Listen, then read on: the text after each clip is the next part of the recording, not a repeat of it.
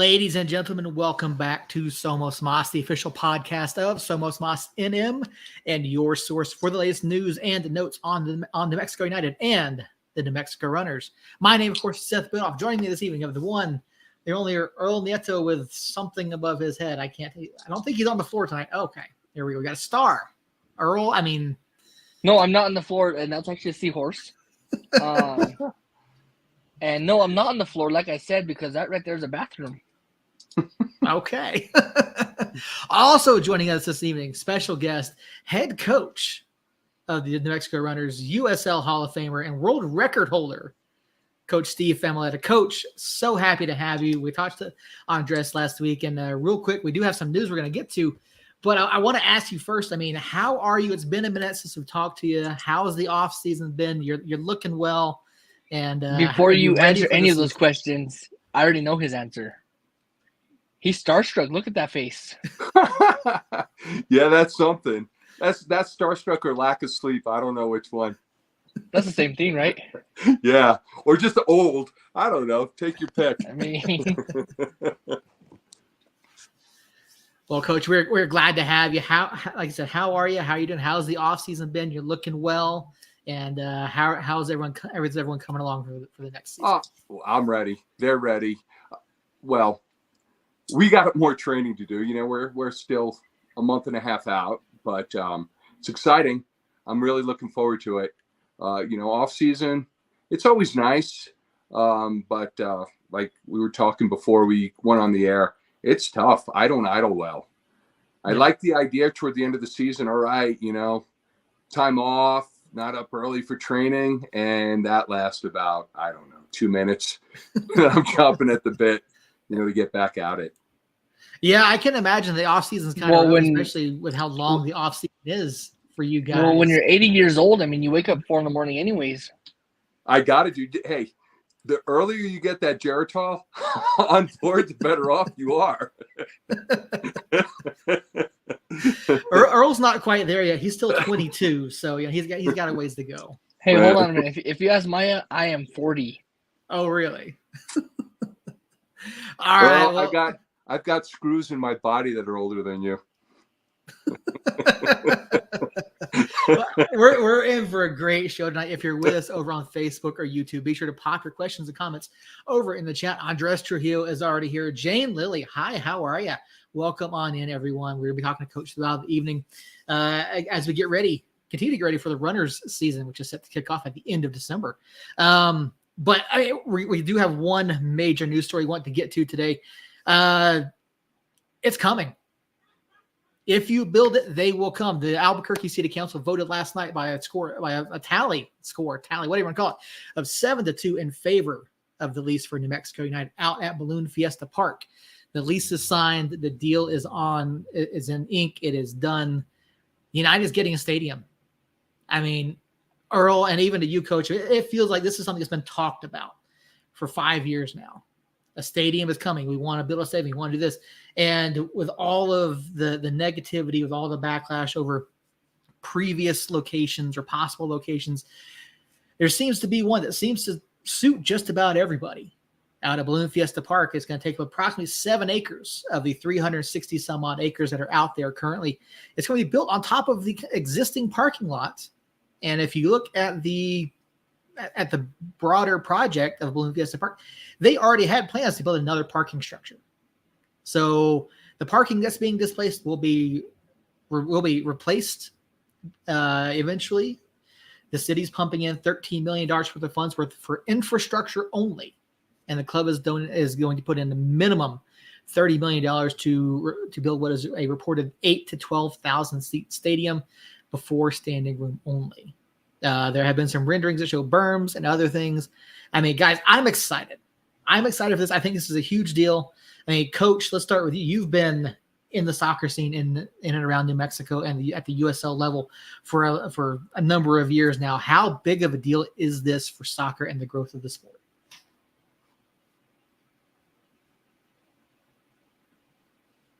Nope. I think Coach Rose. I think he's frozen. That or he's a good staring contest guy, which I'm not going to challenge him. Yeah, I'd hate to get a staring contest with Coach.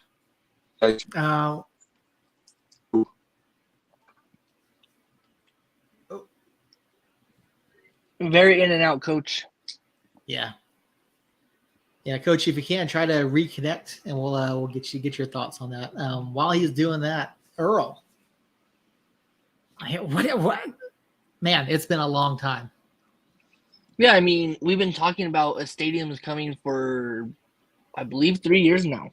Mm-hmm. Like hard plan stadiums for about 3 years now. I remember me and Jacob going to a parking lot over the Curse tailgates and getting a cool sign and getting a cool freaking hard hat, because we supported the stadium, and then the city of Albuquerque residents thought otherwise. Thought we don't need a stadium. That money that had to go somewheres that we couldn't place it anywheres, but has to go somewheres, should go to funds that were already being accounted for. So Albuquerque voters, they must love Brooke Bassan, because that's where it got hung up at. So, I mean, I'm excited for it. I would have loved to see it downtown where the club originally wanted it, but I will take it just about anywhere in New Mexico. I mean, really, up this way where I'm at, that'd be ideal. That's not happening. That's not happening. There's no way that Peter Trevisani would build it way up there. But I mean, I'm talking about Santa Fe. Oh, I mean, still, I mean, Santa Fe is not. I mean, okay, granted, Santa Fe is an hour drive, but it's really not the center of the state. Santa Fe is 35 minutes. It's not even an hour. How fast are you driving, Earl? Not fast at all. I have a 6-year-old. I don't believe that for a minute. But I mean, to be honest, I mean, the Balloon Fiesta location is not terrible for anyone. It's not. I'm not saying that. It's not terrible. Balloon Fiesta Park has needed upgrades for a while now. Mm-hmm. I mean, their parking system is just atrocious. I think parking anywhere near Balloon Fiesta Park is just a nightmare. And then just the roads in general during Balloon Fiesta Park are just terrible. So, I mean, Balloon Fiesta Park needs the help, and I'm all for it. Yeah, I can't say much more about it. I mean, other than Balloon Fiesta Park needs the help, and United partnering with them and paying the city rent and bringing more attention, especially during Balloon Fiesta season, will be nice. All right, Coach is back. I mean, let's bring Coach back into the conversation. I mean, like I Sorry said, about that. No worries, Coach. It happens. It happens to the best of us. And technology, without it, we couldn't do this, but we're at the mercy of it. So, so as I was saying before your connection dropped there, you've been in and around the professional soccer scene for a number of years. I mentioned at the top of the show, USL Hall of Famer, world record holder, coach. I mean, for you, what does this mean for the city, for the growth of soccer here in New Mexico, and what does it mean to the community? Oh my, this is tremendous. What it means for soccer. Let's look at the big picture. The average amount of people that go to the United Games, it's unbelievable. It just shows you we truly are a soccer state, and they're definitely, they're a class act in everything they do. The stadium, the location of it, I think it's brilliant. Like you said earlier, it checks all the boxes and it pleases almost everyone. There's always going to be some naysayers in it, but once again, what it brings, it's so central. I mean, even, if you think Santa Fe, people coming down, it's so easy to get off at Tramway and be able to get to that stadium. And, with it being on Balloon Fiesta Park, I watched a little clip on the news, and some of the balloonists were, I don't have any issues with that. And it's really not going to affect the location, where they're going to build it. It's, I think it's a slam dunk. Yeah, I know one of the more prominent members of the Rainbow Riders, I think the owner of the Rainbow Riders, put up a last-minute thing last week saying they were mourning the loss of Fiesta as it used to be or as it was. And I'm going, if you look at the comments and reactions to his post, I mean, it's clear that these people didn't read the reports. They didn't read the news stories. They didn't pay attention to the details that were coming out about the location and the studies that had been done and where exactly it was going to be. Because, you know, you look at that area, it's designated as a no launch, no land zone. And yet the Rainbow Riders are complaining. And the environmental study came back and they said, hey, this is okay. This works. They're going to be within the stadium is going to be within the height requirements. If balloons, I've never once seen a balloon go that direction. I pointed this out to a friend of mine who's in the ballooning community. I said, I have never once seen a balloon go to that direction. They tend to go south out of there. And, now, typically, if when they send up the dawn patrol, if they shift north, they usually don't fly. Right.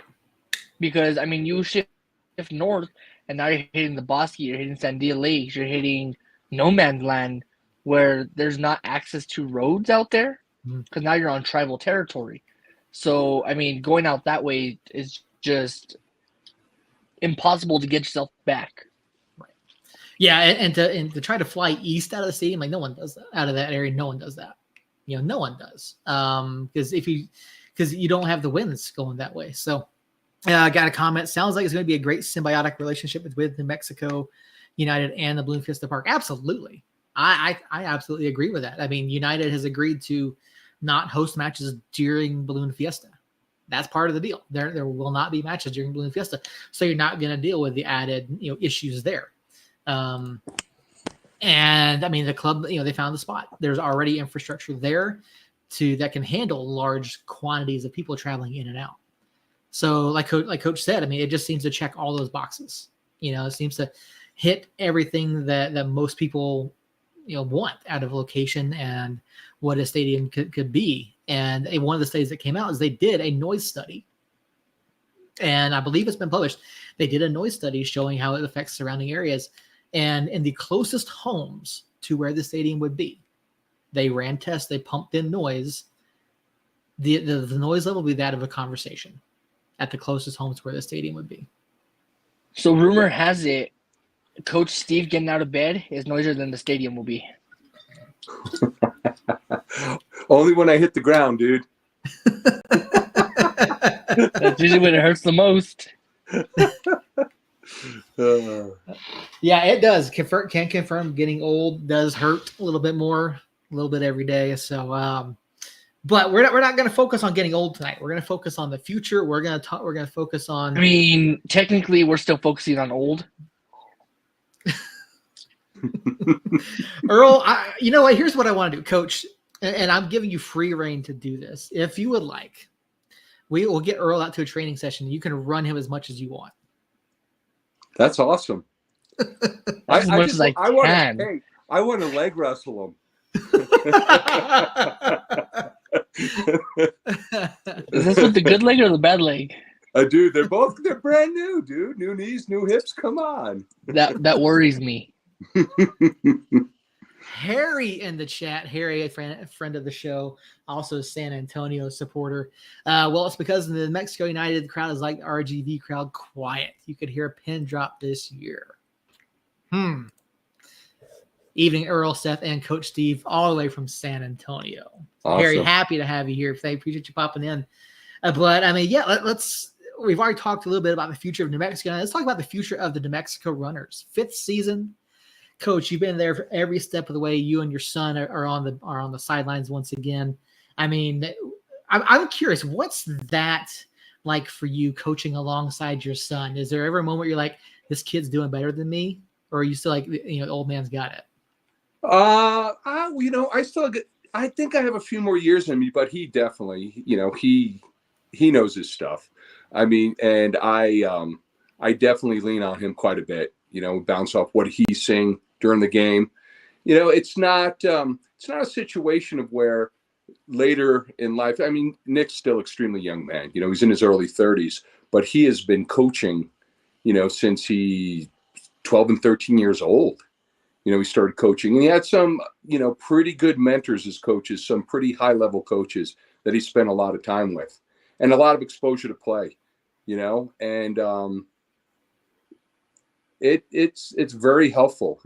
And believe me, I mean, I do lean on him a lot, the buck stops here, obvious, but he's definitely in there with me, and the guys respect him a lot too.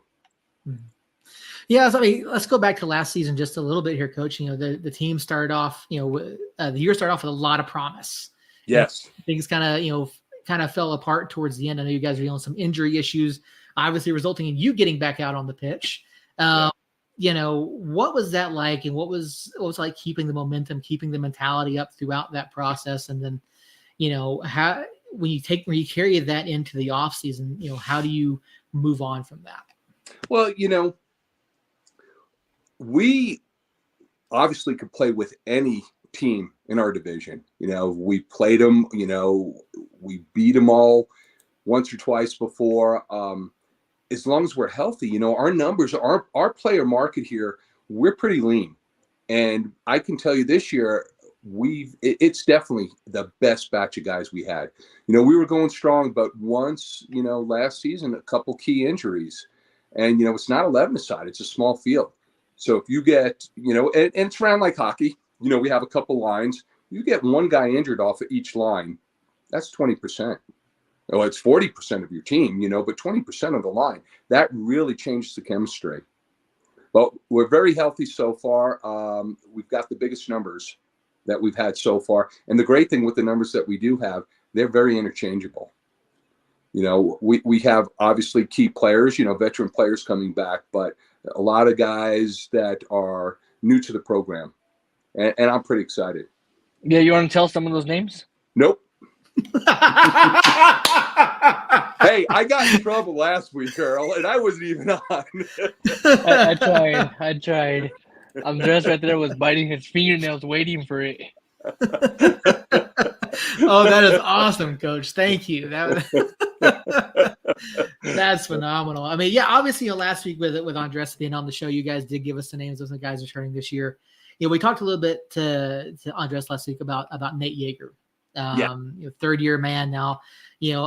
Talk about his development. Obviously a Rio Rancho product coming up, and then working with you and with Nick, and talk about his growth and development. How much it means to have someone as solid as him in between the sticks. Nate, he's very, very solid, and he's really developed. You play with your feet. It's soccer, but inside that arena, always being on turf, small space, the reaction time is so much faster. There's times you're not under pressure, but when you're in the attacking third of the field, you're under pressure. You're always under pressure when you have the ball. And then the reverse too, for Nate, when the ball is in the defensive third for us, the opposition's attacking half, it is, shot after shot after shot. Nate, his reaction time is fantastic. Outdoors, sometimes you have the luxury, right, to make a save. You push the ball away 10 yards, you're good for a little bit. You don't have that luxury indoor. Mm-hmm. So, an initial save where outdoors, you'd be getting high fives. Indoors, that's like, okay, that's no big deal. The first save, that's got to be a given. It's the second and the third and the fourth. And the real big improvement with Nate is, his foot control. Because it's the same thing. They have to be in a small area, very, very technical with their feet. There's limitations, obviously, how long they can handle the ball and that sort of thing. So, yeah, he's really, really come along. You talk about some of the veteran guys, Froy is back. Talk about what having that veteran leadership means, on the pitch, and, someone who's been in the program for a number of years, like Froy's been. Yeah. Well, Froy's a prime example. He's our oldest player. He's our captain. He's definitely a leader. Just like Nick, I lead on Froy, quite a bit. And that is a prime example of how important the mental aspect of the game is. Because as you get older, certain things go physically. Froy is still, he's physically fit. He's fast. He's got stamina. But, as you start to get up there, sometimes the initial quickness, one or two steps, that, that's the first thing that kind of goes, just in transition. On the ball, he's still tremendous. I honestly feel, it's up to Froy, barring injury, and as long as he stays interested and he's got a desire, he seriously has 4 or 5 seasons left in him. easily. And that's the luxury of the indoor game, or the beauty of the indoor game. I mean, make no bones, I stepped on the field last year, but let's call that what it is. We were skeleton crew, and that was just to give people a breather. There's no, that's not something we write down. That's not anything I plan on. And, in some respects, it's insanity, but was that a necessity? Froy, that guy, he's a natural leader. He doesn't, that's the beauty once again with soccer. Sometimes people, just their performance on the field, how they carry themselves. You don't have to say a whole lot. And that's definitely Froy. He is, it's such a pleasure to have him, and, these guys, we're a tight knit group. These guys become family. These guys are family to me. Froy's family, his wife, his newborn, Enzo. I mean, you get very, very close and you share a lot, and I'm just so happy to have him back. But there's a little challenge set out there for Nick. Nick did get injured. He had surgery. He's on the recovery. Things are looking good for him to get back on the field this season. But Froy, that was one of Froy's, I'm only coming back if Nick's playing. And that was between him and Nick. So okay. Nick kind of committed to that. So that's on Nick. Yeah, we've seen Nick a few times, not too much, but I think you outscored him last season. Well, at least in terms of how many touches on the ball it took to score, I got to beat there. Yeah, but no, it's you mentioned you got on the pitch. You are the world record holder, oldest scoring player in indoor soccer history. I mean, it's quite a feat. It's not something that many people have the opportunity to do, let alone the ability to do it. I mean, obviously, you grew up playing. You have a history with the USL and what's it like at your age getting back out there and playing against guys who are 10, 15, 20 years younger sometimes, and then talk about actually scoring that goal. It was quite a nifty goal. I don't remember. At my age, what? Figures. I should have viewed the footage. Hey, so the ball was played great. And I'm telling you, anyone on my team that was in my position that received that ball being played the way it was could have repeated what I did over and over and over and over. So I mean, it's the guys I came up with that are my age, even a little older, I guarantee, whether they haven't played in years, that type of ball played across the face of a goal, chances are they would have scored too. So I mean, I was happy to score. I mean, it was pretty cool, but yeah, it was pretty basic stuff, Yeah, like you said, it was born more out of necessity than anything that you got out there. Is this going to lead to you, maybe claiming a spot in the line at some point? No. No. No. No. No. I don't even want to put that out there. It's like don't put that. No, the team's going to be so healthy this year. My biggest headache's going to be, who makes the next road trip. That's how healthy and competitive I want them to be.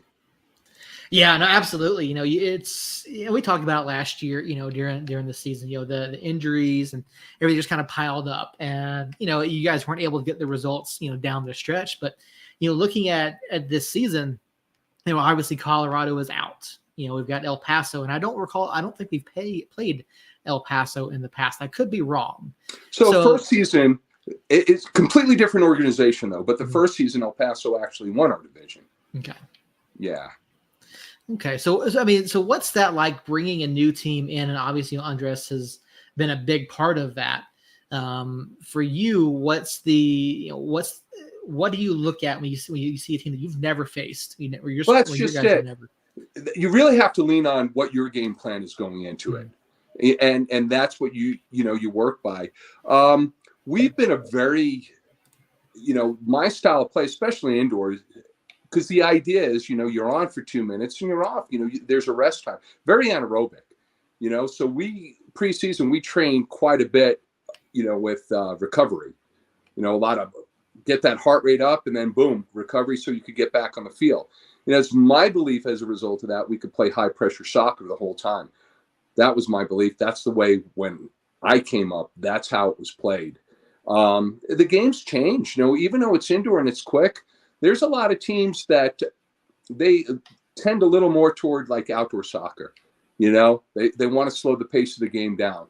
And, that's fine for us. Absolutely fine. We will change our approach a little in that respect. Like I said, we normally were, I guess the best way to explain it for people that don't really know indoor soccer, think of basketball like a full court press. So that's basically indoor what, high pressure or immediate pressure is. Sometimes it pays off, and sometimes, you pay the price because that really can tend to counterattacks, big time. But you guys have seen our scores, being down by 4 goals going into the last quarter, that's nothing.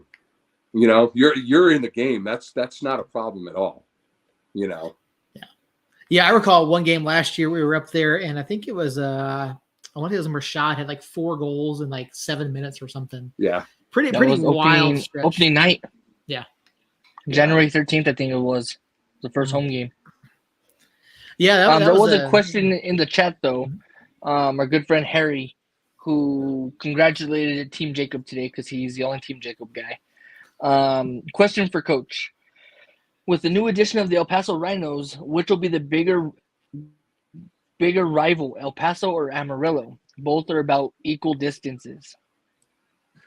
I think for me, when it comes to rivalry, so people put distance. Honestly, to me, it's about relationship.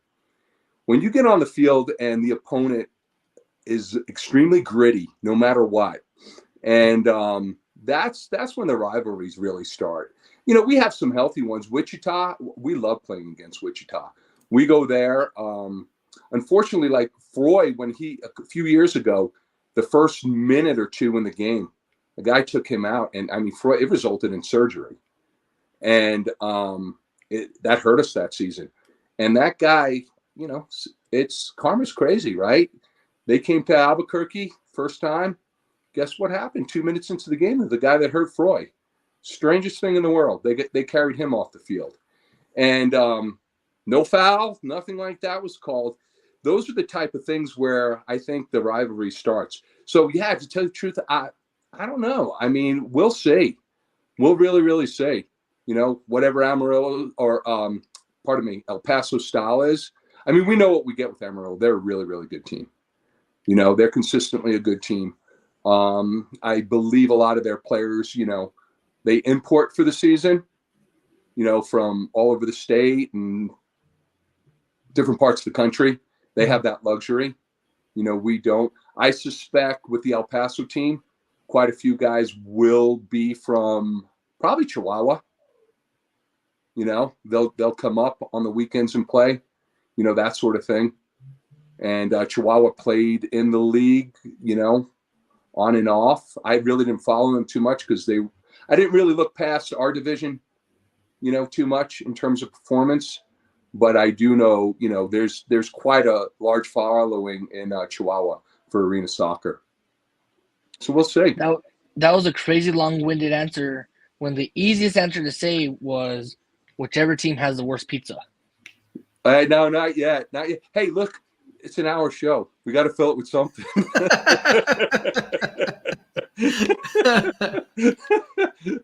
But you did bring up pizza. He did. He did bring up pizza. So Earl, I think he tends to cut the crust off his. He got a little pizza cutter out, cuts up little bites. We all got our style. I don't. No. You don't cut the crust off. You eat the crust backwards, just like you're in New York. Is that how they do it in New York? It's exactly how they do it at that little pizza joint, hole in the wall, greasiest sliced pizza you'll ever get in your life. I'm going to tell my uncle you're talking about his pizza that way. It's also the best pizza you'll have in your life, too. I'm not talking bad about it. Yeah. I'm saying I got looked at weird when I ate it straight instead of the opposite side. Yeah. Well, there's all kinds. There's kinds of different ways. I normally this time of year, I try to before the season. And I've done it for quite a long run outside of COVID. and I call it my annual, pizza run. And I jump to New York for like a long weekend, 3 or 4 days, visit family, and eat nothing but pizza. I think we can agree that Jacob, please come back. Earl is just wrong on eating pizza. For those of you that don't know, Jacob has been at the police academy for the past several months, and today was graduation day. Awesome. So so Jacob is graduating from the police academy today. So congratulations to Jacob. Big moment for him. Big moment for his family. Jacob needs to come back because I need a vacation. This is 11 weeks in a row. Earl has done a very good job without Jacob being here. But yeah, no, we're hoping that we'll see Jacob back probably the next week or two back on the show. We'll figure that out here before too long because we are going to have some off-season stuff to get to for both teams. Coach, you again, we talked last week about the roster. You've already told Earl you're not going to spill any beans tonight. Which you should, though.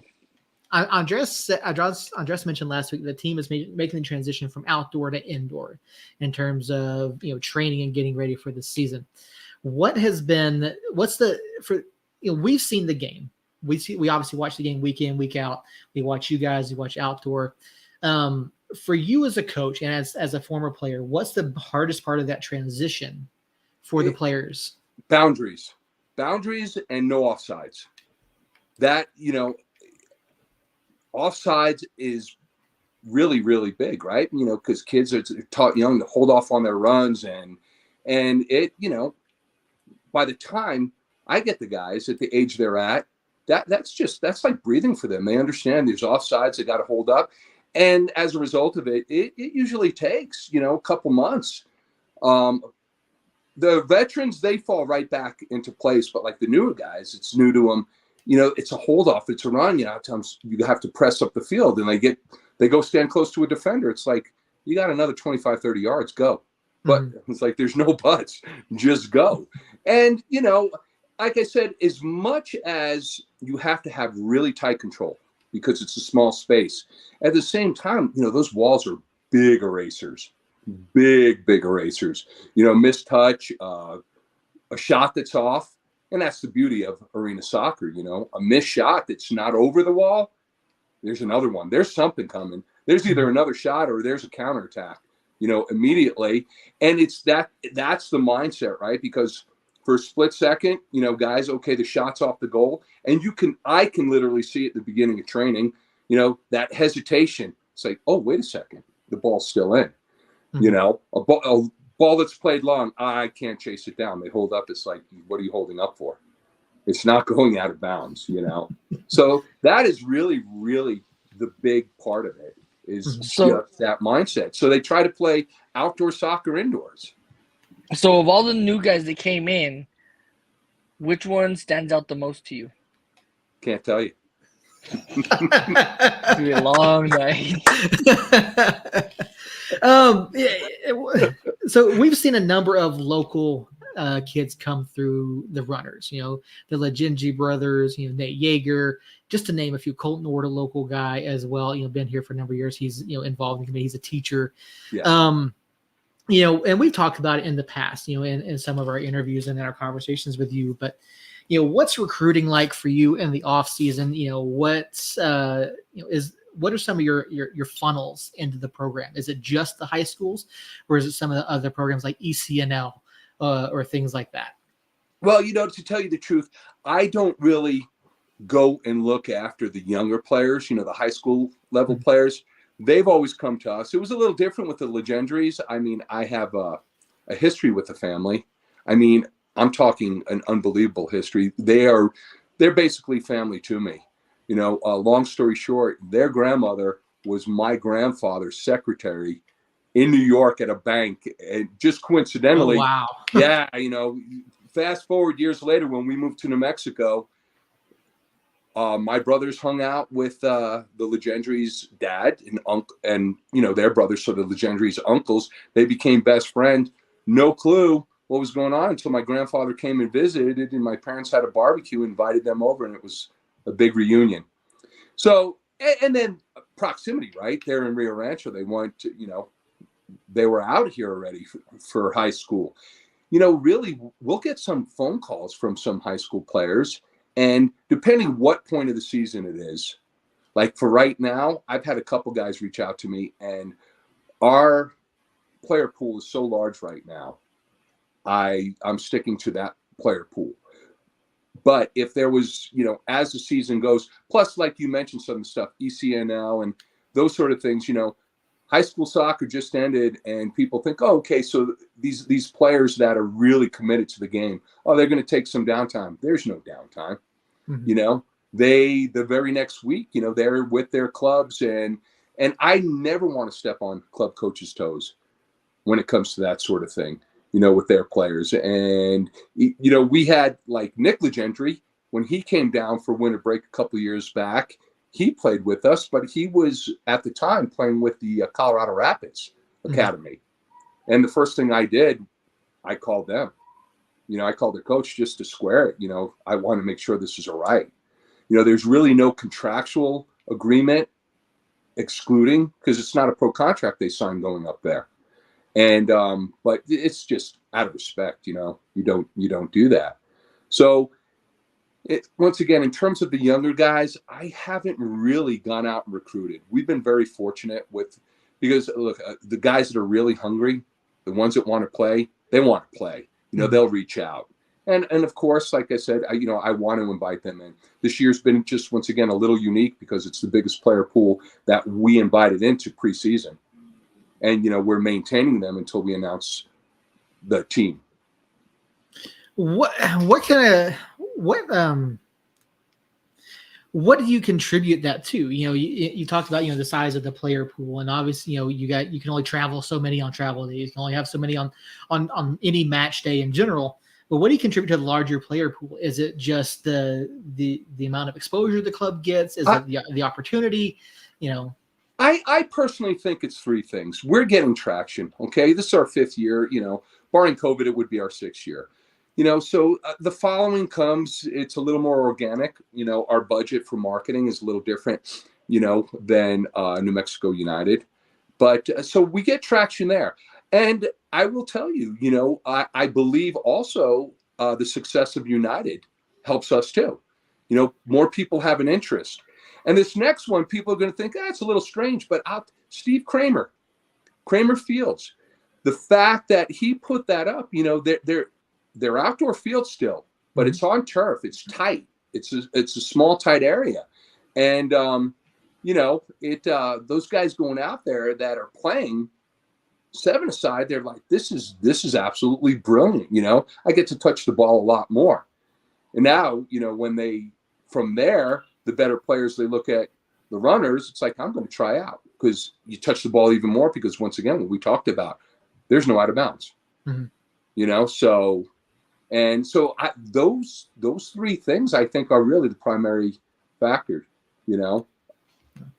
Yeah, so I repped down at Kramer. I have in the past, and it is a really interesting format, especially if you're not used to it. You talk about the 7-a-side and the turf fields, and that field turf is interesting to play on. It really is. Yeah. But so and obviously, Kramer, what he did bringing in the small-sided soccer to an area that really didn't have anything down there. Right. You said it does give more opportunity. And so you see some younger guys, you see some older folks, you see the co-ed leagues, all going at it down there. You see some of the bigger cash tournaments that they do. What's kind of your history with Steve, and do you get to spend much time down at Kramer Fields, playing or watching the guys? Yeah. So, gosh, I've known Steve. I don't even know how long I've known Steve. I mean, I've known Steve a really, really long time. I probably met him in the 90s. We coached in the same club together for a little bit. Played some whatever pickup type of soccer together. So I've known Steve. I absolutely love his facility. For an old guy like me, I had a friend that recruited me. Come on out, play over 40. It's like, play over 40. It's like, yeah, the old guys. I'm out there on the field, and these guys I'm playing against over 40, I coached half of them. I mean, I'm getting ready for over 60. You know what I mean? But the beauty of it is, guys like me, it gives you new life. It's another chapter if you want to continue to play soccer, because you step on that field and you could cover that kind of space. Mm-hmm. That the 50-yard run is 4 yards now. Yeah. It's not even a run, it's kind of like a jog. But yeah, no, that place is awesome. And, it worked out really well because the nights that they had the over 40 league, right after the over 40 games, they had the premier men's leagues. So the most competitive. So I would always stay over and, take a look at what was available and put a bug in this player or that player's ear. So, yeah. I think I might know a few of the players that you put some bugs in their ears about. But yeah, between what Kramer's doing and ECNL for the older kids, and even ASL, out at the Burnley Soccer Complex, I mean, there are a lot of opportunities for players to continue, beyond high school or club soccer, and continue to develop and maybe work their way into a team like the Runners, or maybe go play somewhere else. Just keep playing. And I think that it goes to what you guys are doing, especially how much traction the club is getting, and then the outreach and the community sense feeling around the club. I think it just all helps in general. The saying, a rising tide raises all ships. And so I think, what you guys do helps the community at large as well. Oh, well, it's cool because obviously Steve's place, once again, is just so beautiful, and it gives the kids an option to play. See, when the kids go and play there, I mean, the adults, when you're an adult, you're playing because you love to play. The kids, they love Steve's place because I haven't watched any of the youth games there, and I'm hoping that the kids that are going, I'm hoping it's not organized through their club. Mm-hmm. This is part of our season. I'm hoping it's just those guys and girls getting out there, getting on the field, and loving the game. No instruction. Mm-hmm. I mean, don't get me wrong, there is definitely a time and place for instruction. But I think in our country, with the youth, we put way, way too much emphasis on it. I know when I was young, I spent way more hours outside of a structured training session than I did in. And I know in Europe, I'll tell you, in Germany, that's definitely the case, with the kids. South America, Mexico. I mean, that's why, you see these people, how developed they are from these other countries, because it's so much more about passion, and, and to stay on that subject, the youth, I mean, all the youth coaches we have, I mean, how great is that? And I know a lot of them do it as a profession or definitely to supplement. And I'm not going to knock that. I mean, I made a living at doing that for a long time. But, without that base, and I'm not saying, well, the professional structure, I'm talking all the coaches, the volunteer coaches, it doesn't matter, the dad or the mom, offering those kids opportunities. I mean, you've got the gateway sports, right? There's programs out there, I-9 Sports. I mean, these, what a great idea, right? It's like a sample platter. Okay, you play soccer for whatever, 4 weeks, and then the next 4 weeks you play football, and the next 4 weeks. So, my hat's off to all the people that get involved, and whether, once again, professionally or volunteer, that aren't kicking the ball. They're there for the kids. They're there to try to develop them. They're there to try to provide. Because let's face it, without them, there's no New Mexico United. There's no New Mexico Runners. There's no Kramer Field. There's no ASL. I mean, who's going to feed it? No one's. It starts somewhere. And that love and that passion, I will tell you, I have seen coaches just rob that from young children. And then I've seen coaches just completely instill that in young kids. I mean, it's so vital. Mm-hmm. It's teaching that love of the game, and it should be a love. I mean, when you're a kid, it's really nice. I want to play pro when I'm older.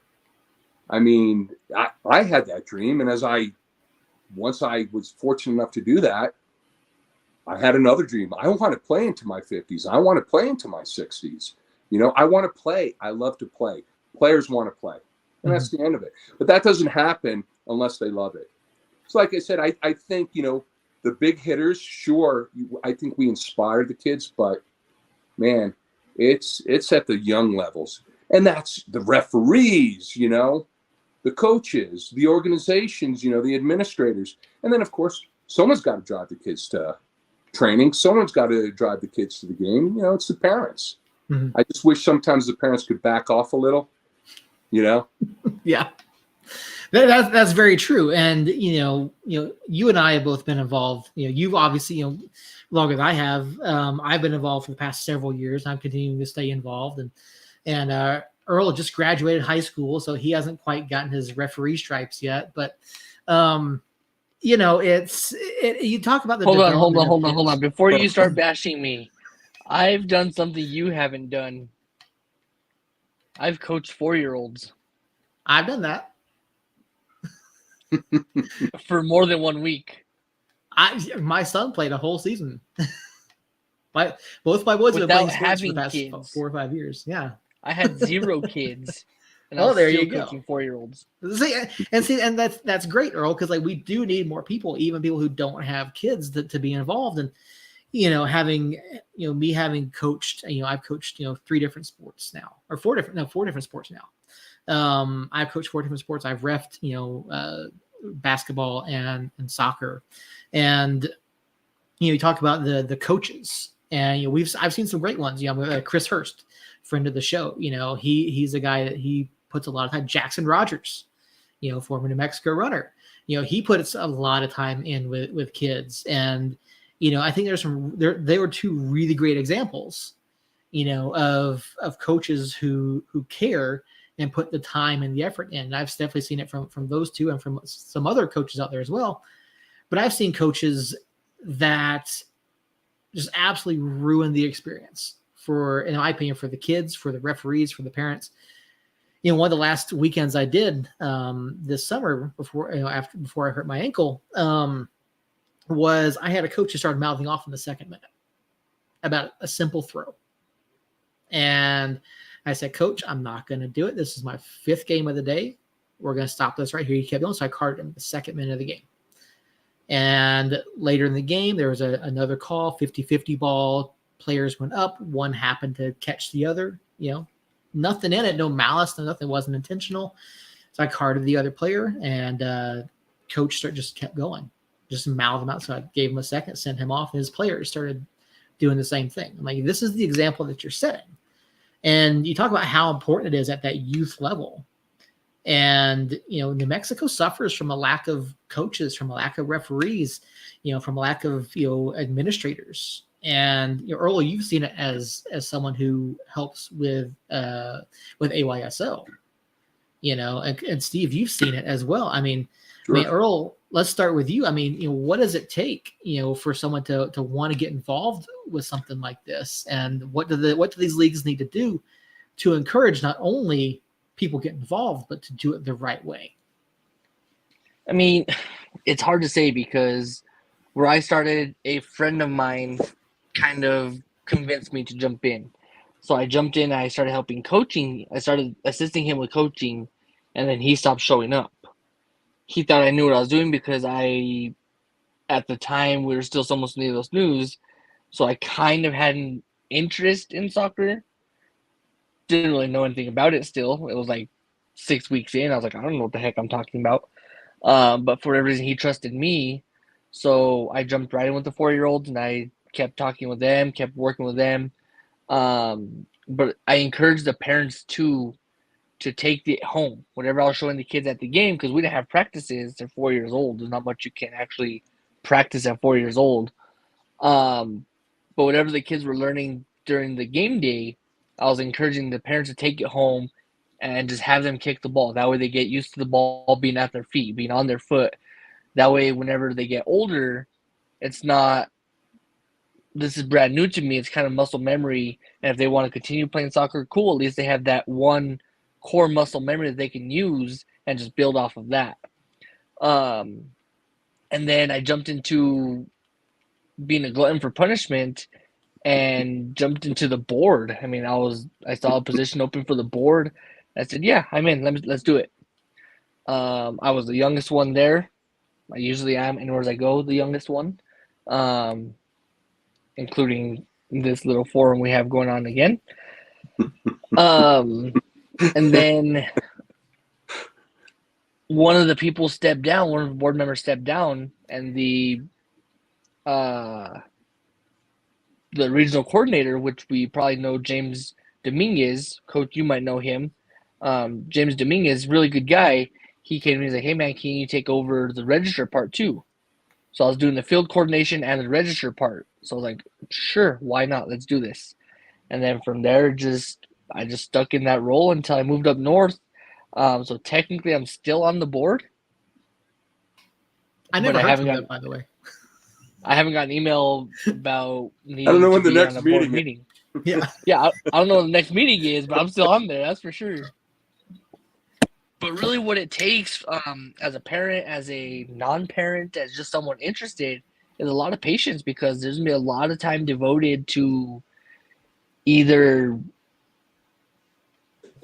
being in meetings or being on phone with different field coordinators, different field hosts, like City of Albuquerque or Bernalillo County, all the way to just investing a lot of time into the youth. I mean, that's where it's at, is you're talking to kids, and you have to understand, if you want this kid to continue loving soccer like they do right now, don't make it a bad experience. Yep. Make it a building moment instead of a criticizing moment. Hey, Coach, for you, I mean, same question. I mean, what do you think it takes for people to get involved and stay involved? Because, there are times where parents will come out, they'll do it, or they'll volunteer, then they just don't show. Yeah, it's we both hit on it already, myself and Earl. The kids have to enjoy it. They got to love it. Guess why? The volunteers got to love it too. You got to enjoy it. But what is the purpose to do it? I mean, out of pure enjoyment, sure. But what's the scope of it? The scope is, it's the kids.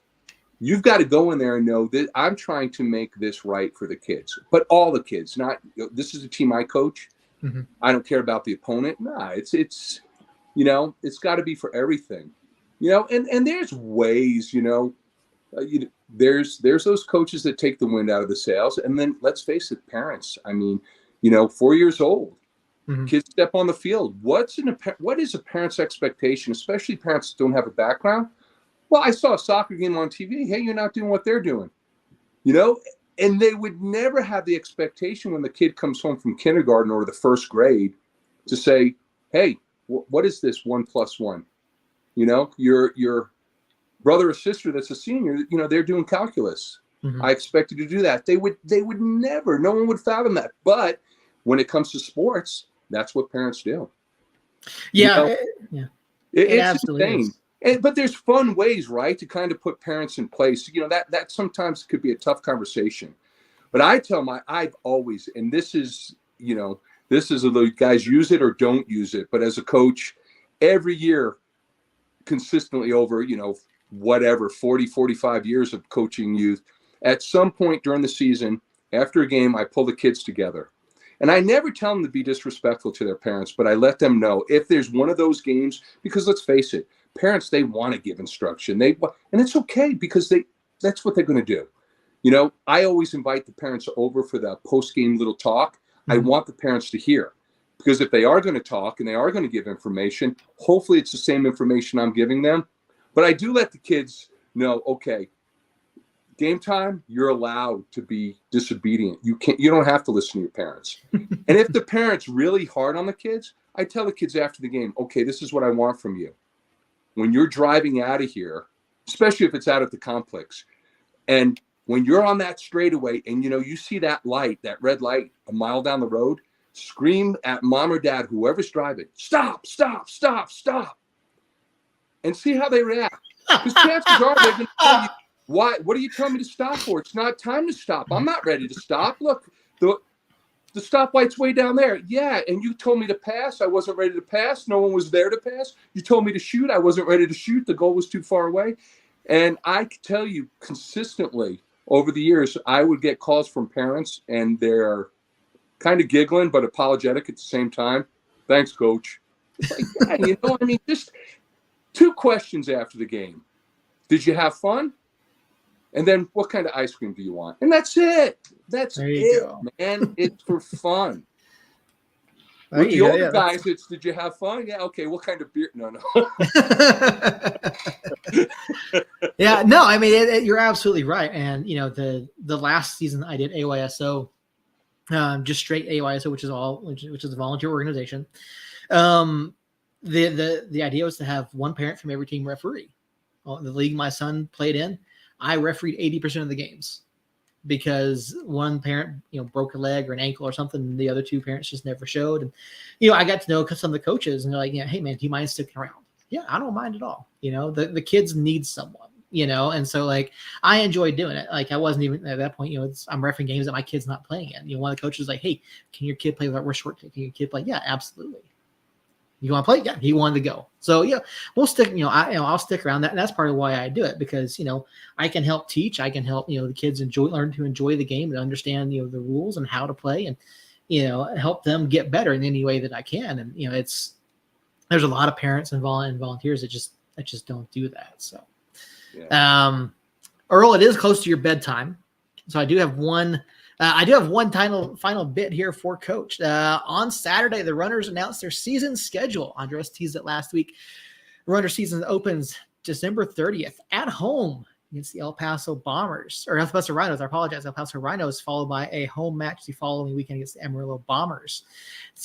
Coach, season starts 2 home games to start, two home games to end the season. I mean, how's it? I mean, that's not typical. So how does it feel to start and end the season both at home? That's fantastic. I mean, it's always nice, right? It's comfortable. It makes it way more comfortable. Your first game of the season, new players. If you have a veteran squad with maybe 1 or 2, new comers, it doesn't matter. But, the situation we're in, I'm really, really happy about it. Yeah, I am one of those little kids. I still love the game. I get giddy about it. It's great. I love the idea of playing games. I hate road trips. I guys, I'm sorry. It's part of it. And there was so many years there, I live for it. Oh, I can't wait. We're out of town this weekend. We're out of town. And I just, I don't know. I guess I'm getting a little old. But, once you're there, once we're at the arena, time to play. And it's fun, with the guys, all the antics. But, yeah, man, I'm going to tell you, I'd much rather play in my house than someone else's house. That's for sure. Yeah, absolutely. And the schedule looks pretty favorable for the Runners this year. You've got 2 at home against El Paso, 2 at home against Wichita, 2 against Amarillo. And I'm kind of looking at the schedule and pretty favorable. The matches are all fairly spread out, except for you get 2 back-to-back. You get 2 doubleheader weekends. You got the El Paso Rhinos and the Amarillo Bombers, February 10th and 11th, away home and away there. Then also you got 2 road games on February 24th and 25th, both just down the road in El Paso. So, I mean, really, schedule doesn't look too bad for you guys. I mean, are there any that you're kind of pointing to, like, hey, I'm excited for this one, like based on the nights that Andres has told you about, I'm not going to ask you for the nights. I'm going to say, are there any that you're pointing at, hey, that's going to be a fun night? They're all going to be fun. There you go. They're all going to be fun. Yeah, I mean, we're absolutely looking forward to it. Runners season kicks off December 30th out at the Rio Rancho Event Center, El Paso Rhinos to open the season. I mean, Coach, we've had you here for about an hour. I mean, is there anything that you want to share with the fans, with the viewers, with the listeners, about the club, about yourself, about, just what to look forward to this year with the Runners? Before you answer that, Yes. You can answer that question only with new player names. Only with, okay. I have to say it that way? All right. So only with new players' names, if you come out, it's one of those things, if you have not, for fans or people, have never seen it and there's an interest, I'll tell you, I don't think there's an in-between with arena soccer. You either say, I get it, or you say, yeah, it's not for me. But if you get it, you really get it. Just the excitement, the amount of goals, the nonstop, It's really exciting. And then, obviously I love this team. It's my team. It's a part of me. I want the community to support it. But I also want to, take up a little time I want to thank you guys for what you do. I mean, sometimes I don't think you recognize, how influential you guys are in the soccer community. And it's really great, and it's very apparent you guys are committed to the sport and you love it. And, me, guys, anything I could ever do for you as a result of that, I mean, it's infectious. It's contagious, the love for the sport. I always say soccer's a disease. And I caught the disease really young. And there was no cure for me. No helicopter parents, no coach that, beat it out of me. No scary ref. Well, a lot of scary refs, but no big deal there. Yeah. But yeah, so I want to thank you guys for what you do. I mean, my hat's off to you. Yeah, it's a lot of fun, and this is our 4th year doing this show. And it's been a learning process. It's been a lot of growth, and I mean, we can't thank you guys enough. I mean, you and Andres give us so much access to you guys, and having the opportunities to come out to the event center and talk to you and Andres, and see behind the scenes, get the see how everything is made. It really is a lot of fun, and we love being out there, and we can't talk enough good about how much you and Andres do, and just how good the program is up there, from start to finish every single year. I appreciate that. And I tell you, Andres, he is like from another planet when it comes to running an organization. He's got it. He's a Hall of Famer in my book, MVP for sure. There we go. And yeah, if you missed it over in the chat, the New Mexico Runners are now on YouTube. So yeah, just sub George Ord's in the chat. Thank you guys all for stopping by this. We appreciate each and every one of you. Andres, thank you for being here and hanging out. Yeah, and so Earl mentioned it last week, and I'm curious, Coach. Before we let you go, you've been doing some things on social media, sharing some. I think it's food. Earl said. I share a little pizza. Okay. Now there's some other Italian stuff. Well, where can folks find you? Where can they follow? Where can they get updates about the pizza that you're eating? You can find him at any pizza joint in Rio Rancho or Corrales. Dude, you nailed it. Those are my 3 big hitters. There's 3 of them, yeah, and they're each one's uniquely different, and I still love it. And I don't care how you fold it, dude. You could roll it like a burrito. I don't care. Fold it like a taco. It's all good.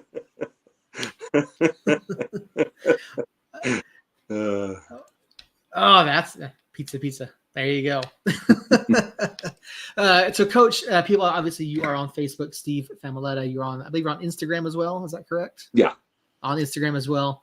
At Steve Famiglietta there also? Instagram, a very, very good friend of mine set it up. I don't know what I was doing, but I'm the real Steve Famiglietta. The real Steve. There you go. I mean, there you have it, folks. Go give Coach Steve a follow on Facebook and on Instagram. Keep up with him and the runners all throughout the season. You can find the New Mexico Runners, NewMexicoRunners.com. We got the link to the season schedule there over in the chat. Hit like and subscribe. There you go. Like and subscribe, everything. We appreciate each and every one of you being here. Earl, do you have anything else for Coach before we get out of here? I don't. Every year I look forward to these 2 weeks of off season.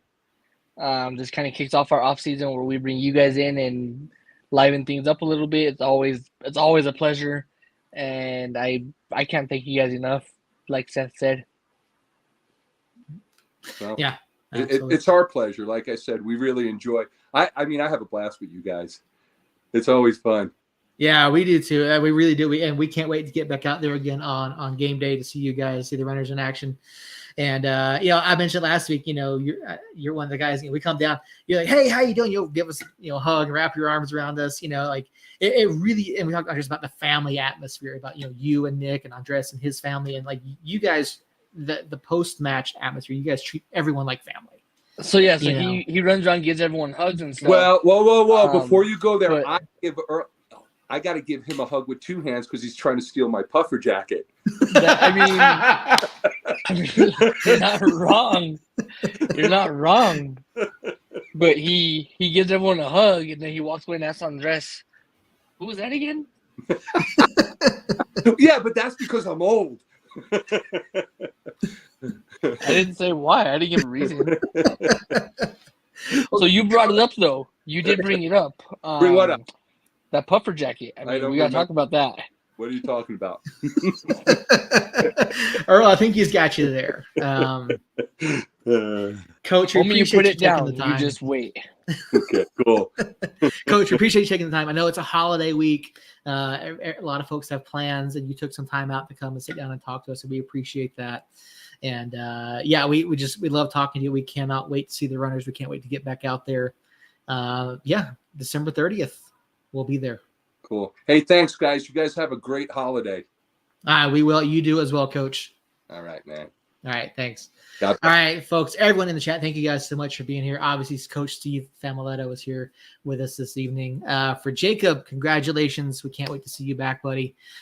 We don't know what our schedule is going to be next week. I think we might take next week off. Maybe we'll come back week after. After that, to recap what's happened so far with the offseason for both the Mexico United and the New Mexico Rangers TV, all the roster moves and updates. Yeah, this will be on air. Podcast feeds later this week. Happy Thanksgiving, everybody. For Earl, for Jacob, for myself. Thank you guys to everyone. Andres, the Runners official YouTube channel. George, Jill, not Jill, Jane, Harry, Robert. Appreciate each and every one of you being over in the chat. You guys are all incredibly awesome. Until next time, Somos Unidos.